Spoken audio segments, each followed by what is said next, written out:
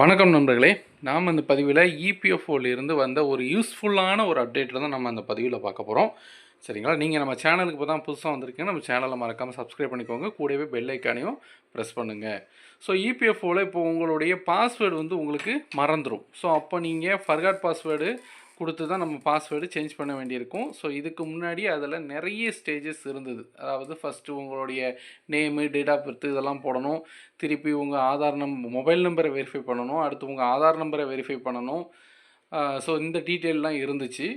So இந்த டீட்டெயிலெலாம் fill பண்ணி திரும்ப 2 ஓடிபி வரும். மொபைல் நம்பர் வெரிஃபிகேஷன், அடுத்து ஆதார் ஓடிபின்னு வரும். ஸோ இப்போ அதை என்ன பண்ணிட்டாங்கன்னா ரொம்ப சிம்பிளிஃபை பண்ணிட்டாங்க. ஸோ இப்போ நீங்கள் ஃபர்காட் பாஸ்வேர்டுங்கிறத கிளிக் பண்ணிங்க அப்படின்னா, ஸோ இப்போ ஸ்க்ரீனில் தெரியுது பாருங்கள், உங்களுடைய யூஏஎன் நம்பர், அடுத்து உங்களுடைய பிஎஃப்பில் இருக்கக்கூடிய நேம், என்ன நேம் இருக்கோ அந்த நேம், அடுத்து உங்களுடைய டேட் ஆஃப் பர்த்து, அடுத்து உங்களுடைய ஜெண்டர் மேல் ஆர் ஃபீமேல் அதை செலக்ட் பண்ணணும், அடுத்து உங்களுடைய மொபைல் நம்பர். ஸோ மொத்தத்தில் ஒரு 5 டீட்டெயில் தான் என்ன செய்கிறாங்க, ஒரே ஷாட்டில் கேட்குறாங்க.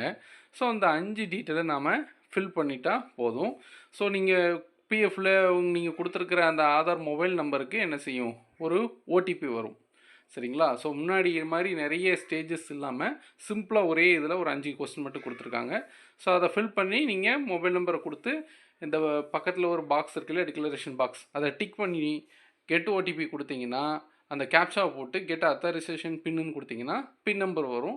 அந்த பின் நம்பரை நீங்கள் என்ன செய்யணும், ஓடிபி வரும். அந்த ஓடிபி இதில் ஸோ இப்போ இந்த பாருங்கள், ஃபஸ்ட்டு என்டர் ஓடிபின்னு இருக்குல்ல, ஸோ உங்களுக்கு ரிசீவ் ஆன அந்த ஓடிபி அதில் டைப் பண்ணுங்கள்.